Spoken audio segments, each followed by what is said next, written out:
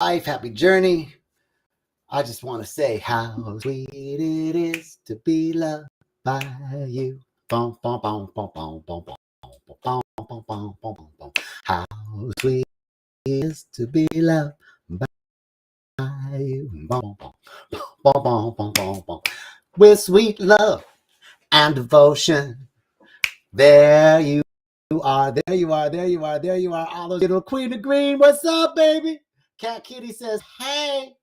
Elena, woohoo! So glad you guys joining in. What's up? Yes, girl. How sweet it is to be loved by you. It's so sweet, so sweet, so sweet, so sweet to be loved, isn't it? Isn't it what we all want? So this is the last talk. Okay, Kitty. I love you, sis. I love you all so much. It's so great, so great, so great. Thank you. Elena's like, miss you singing. Love you all. Okay, this is love number 5. Love potion number 5. And love potion number 5, it's the last day of February, leap year. We have an extra day in the month. And there's actually been 5 talks on love. We devoted the month of February to love.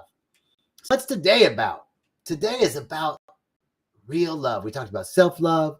I'm going to talk about loving it as it is. Loving what is so.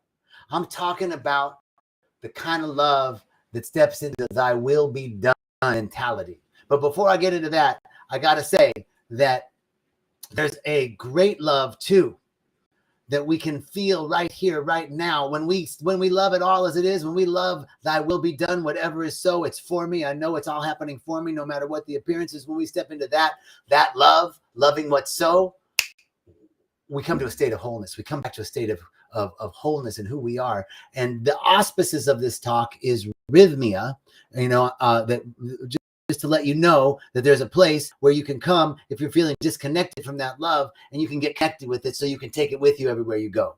And people come to rythmia because they want to find out what they've become, what's blocking them. They want to merge back to a state of wholeness and then take that wholeness out into their lives. So that's what rythmia is about. If you're on YouTube and Facebook, you can check out the number. If you're on Instagram, you can look up rythmia.com.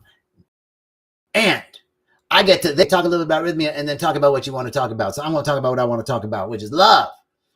Love, love, love, love. And this loving what's so, loving what's so, loving what is. Hi, Ida from Singapore. Ida's joining from Singapore. Great to see you. Gigi, so many. Hello, everybody. Okay, so let's get down to it. Loving what's so. Loving what's so. Because here's the thing. Get this. No, think about your life 10 years ago. Think about you 10 years ago. If in all the things you wanted, you've already accomplished them. If somebody was like, okay, you think of you 10 years ago, and somebody walked in and was like, hey, look, I got this life over here, and they described your current life today. And they said, all right. A friend of mine said this to me recently. If you took your life today and told your 10-year younger self about it and said, would you like the life that you had or this one? Now, there are issues going on in this life over here, but with all the other stuff, would you take it? I know for me, the answer is yes. Fuck yeah. I'd be like, give me that life. Give me that life. Yes. And I bet you'd say the same thing.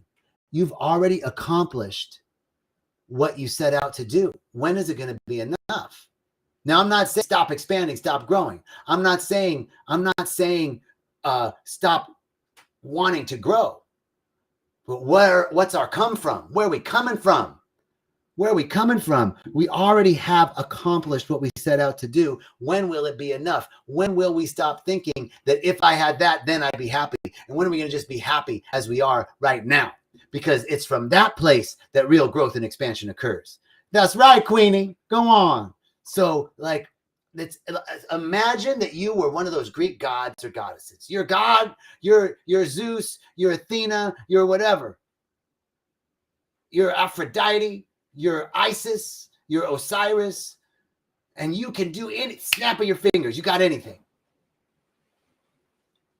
Now, just imagine that. If you're done, if you can close your eyes and think you're Isis or Osiris. You're Zeus or Aphrodite or one of those powerful gods or goddesses. You can have anything you want. Therefore, all your needs are met. Everything you could possibly want, you got. Feel it. Feel that. Feel that. Feel that. Feel it. And now, what do you want to create from there? What do you want to create from there? I already got it. Because most of the stuff we're creating is more of this, more of that, a bigger car, a little more money, more time off, a little more spiritual, more connected to God. Whatever it is, it's what I have right now ain't enough. Thank you, Queenie. I love you. It ain't enough. And so I'm creating from needing to get more, right? So, hey, my brother, good to see you. I'm creating, but if we step into the realization, I'm God. I'm Zeus. I'm Aphrodite. I'm Osiris. I'm Isis. I got everything I need right now. Now, what do I want to create? From there, what am I creating? That's bam. That's power. That's the place where we want to step from. That's where we want to create from. So then can we step into our lives now and feel that? Feel, I've already got it all. I've already accomplished what I set out to accomplish 10 years ago. I've already done it. I've already done it. I'm already living answered prayer. My life is answered prayer. I already got all the things I wanted from 10, 15, 20 years ago. Now, let me celebrate that. Let me rejoice in that. And then from that fullness, what do I want to create? From my wholeness. What's my gift? What's my talent? What's my expression? What's my service? How can I serve? Sweet Spirit, how can I serve? Because I already got everything I need. It's a trick of the mind, man. And what I realize in myself, right? What I realize in myself is I'm creating a lot from lack. I'm creating a lot from what I think I need to get. It's an if-then thinking. If I had, if this was done, if I wrote the book, if I had that, then I would be enough, more happy, satisfied, more spiritual, more connected with God, more secure, more safe. All that shit is a state of consciousness. And we get to step into it now. And it's not just like woo, make it up. Because the truth is, you've already accomplished what you set out to do 10 years ago. It's already happened. It's already happened. So let's just give thanks for what's already occurred. Let's be grateful for what's already happened. And now, from that wholeness. So there's a loving what's so. And what I find so much of the time is if I love what's so, I think I'm resigning myself to it. Like, okay, that's enough, universe. No more thanks. That's not what we're saying. But actually, it's a metaphysical principle to he who has even more. Auntie Mama, hello. Even to he who has, even more shall be given. And to he who has not, even that shall be taken away. So that's a principle that says a consciousness of enoughness begets more enoughness. A consciousness of lack begets more lack. So loving what's so is actually not resigning to or capitulating to the current circumstance and condition, but it's actually allowing the current circumstance and condition to enlarge and to expand, to increase. Because that's the nature of God. God is an ever-increasing good. That's the nature of life. It's expansive. And you are a part of life, and I'm a part of life. We are not a creature. We are a creator. Isabel says, say that again. Say what part? I don't know what I was saying. That's the good part about this shit. It's just coming. That we are not a creature. We are a creator. We are a creator. We are part of creation. Life is expansive. We are part of life. Therefore, we are expansive, ever increasing good. So focusing on giving thanks for what I have. Remember the Sermon on the Mount? Jesus did the Sermon on the Mount. He was out there preaching Isabel says, he who has more. Okay. The biblical phrase, to he who has, even more shall be given, and to he who has not, even that shall be taken away. That's in the Bible, and I thought that was kind of fucked up for a lot of time. I was like, what? You gonna take away from the people that don't got, and you gonna give more to the people that got? That ain't very Christian sounding. What's up? And it's that principle that that a consciousness, it's all in consciousness first. Consciousness precedes form. That a consciousness of having begets more having. And then I was just going to talk about the Sermon on the Mount, right? Jesus was Sermon on the Mount. He was out preaching in the middle of nowhere on this mount. And all these people started coming. All these people, lots of people. And there was more and more people. Thousands of people started to show up there, like 5,000 people hanging around listening to Jesus talk. And apparently, I got a thumbs up on that one. And then he had like 5 loaves. They brought like 5 loaves or 5 fish and 2 loaves of bread, and that's what they were gonna, eat. But now there's 5,000 people. That was one of the miracles of Jesus, right? He fed the masses from nothing. And what did he do? He didn't look at the loaves of bread and the fish and go, holy shit, I ain't got nothing. What are we going to do? He gave thanks and it increased. He gave thanks and it increased. So accepting what's so, giving thanks for what's so, is not capitulating or resigning to the current circumstance. It's giving thanks from a place of wholeness so that it can increase and enlarge.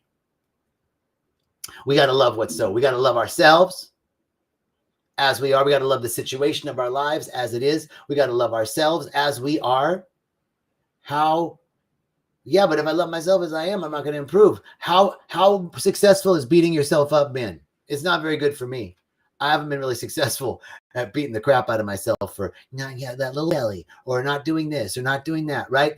So loving ourselves as we are isn't capitulating or resigning to our current circumstance or our current health or our current set of behaviors or compulsions. But loving ourselves as we are is accepting ourselves for everything that we are and everything that we're not. And it's only in that radical acceptance that we actually begin to unwind a pattern, that something begins to loosen up. And it's the same with our loved ones, your partner, your colleague, your family member. So much of what we are looking for, the thing that pisses us off about our brothers and sisters, our cousins, our friends that we used to be, is that they're not accepting us. They're not hearing what we got to say. They're not, it's really acceptance.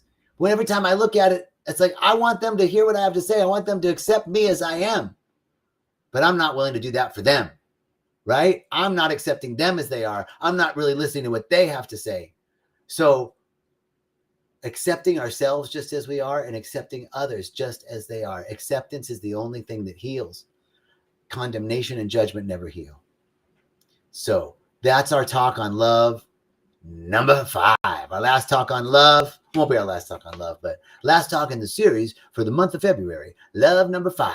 I'm so grateful and so thankful. I'm so grateful and so thankful. Let's launch into prayer right here, right now. I'm so grateful and so thankful for this opportunity to speak, for this opportunity to flow and glow and move and groove with spirit and with you, with each of you. Thank you for everyone that listened and is going to listen on the rebroadcast on someone checking in later. If you're listening live or you're listening now, this blessing is for you. This is a prayer of thanksgiving. I'm so grateful and so thankful for a life just as it is, exactly as it is. I'm grateful for everything about me. I'm grateful for everything about you, everything that I like, everything that I dislike, everything that fits my picture, everything that doesn't fit my picture. I'm grateful for it all. I'm grateful for everything in the world exactly as it is right now. Ooh, can I say that? Yes. I'm grateful for everything in the world exactly as it is, just as it is right now.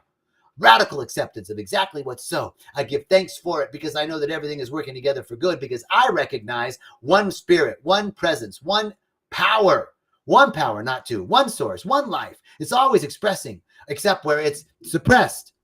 Because as mighty and awesome as the omniscient, omnipotent, omniactive, and omnipresent power of God is, it requires you and it requires me to be a place where it can express on earth. As powerful as that thing is, whatever it is, innameable, unfathomable, infinite consciousness, creating galaxies, creating universes and dimensions, operating in the mitochondria of my cell, in the photosynthesis of the trees, in the burning of the sun, that thing, that requires you and it requires me to be an activity. It's up to us. It's up to us. I'm so grateful and so thankful to say yes. I'm so grateful for your yes. I'm so grateful for my yes. I'm so grateful for all the yeses.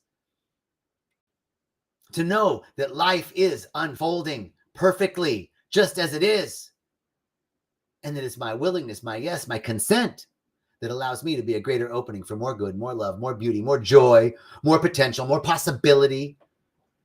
To be present in my life and the life of others. Got to see it in me before I can be it and see it in you. And that's all it is. 1, 2, 3, 4, more and more and more and more. Opening up, letting go, being ourselves, expressing the truth, not our truth, not my truth, no, the truth. God is all there is. There's one source. There's one power. It's always expressing for more good. It requires us to be an opening, a portal for that good and that love to come into the world. And we do it by beginning to love ourselves just as we are, and then beginning to love others just as they are, so that we can love it all just as it is, because it's all a beautiful, beautiful manifestation of divine consciousness. You're a beautiful manifestation of divine consciousness. I'm a beautiful manifestation of divine consciousness. It all is a beautiful manifestation of divine consciousness. I accept it all as a beautiful manifestation of divine consciousness. And I know that it is unfolding in absolute divine perfection, and that everything that appears to be unlike the perfection of God is no longer blocking or obstructing that perfection as out picturing. I know anything that appears unlike it dissolves. Anything that appears unlike it has no power. It only has power when I give it power. I'm withdrawing my power from anything that's unlike the beautiful, the perfect, the whole, the complete. I'm withdrawing my power, because they ain't got no power. There's only one power, and it's the presence. It's not an absence of anything, and evil is an absence of good. Darkness is an absence of light. Cold is an absence of heat. Those are absences of things. But the presence of God is the presence of everything. And I'm opening up to receive more. As I observe it and notice it, it increases. I give thanks for what's there and watch it increase.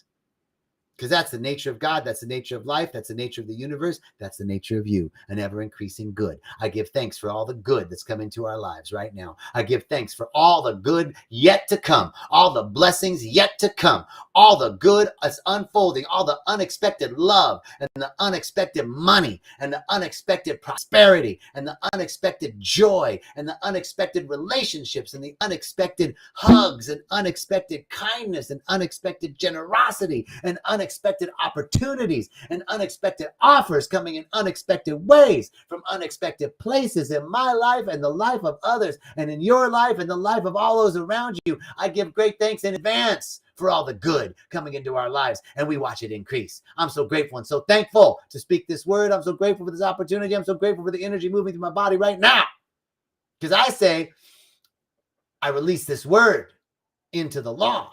And the law says it is done to us as we believe. So I'm asking you now, do you believe?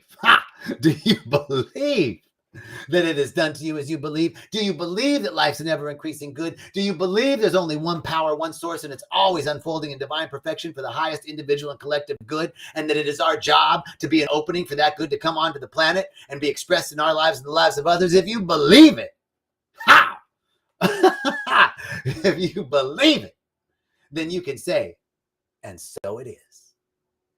Amen. Amen. Aho. Ashe. Woo! All right. Well, either I scared everybody off or there's it's an ever increasing good. Have a beautiful day. Thank you. Thank you. Thank you. Love you all. Thanks so much.